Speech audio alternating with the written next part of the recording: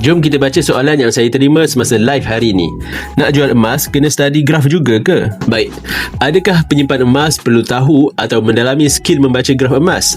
Sebenarnya tak perlu. Untuk bakal penyimpan emas atau yang sudah menyimpan emas, anda tak perlu buat analisis trend harga emas kerana emas ini untuk anda simpan jangka masa panjang, sekurang-kurangnya 2 tahun ke atas. Simpanan emas tak sesuai untuk simpanan jangka pendek kerana dua sebab. Pertama, harga emas berubah setiap hari, dan kedua, emas dikenakan spread apabila anda menjual emas tersebut. Akan tetapi, sejarah kenaikan harga emas sejak 20 tahun lalu menunjukkan harga emas naik secara purata 10% setahun. Ini bermakna kenaikan harga emas pasti akan berlaku.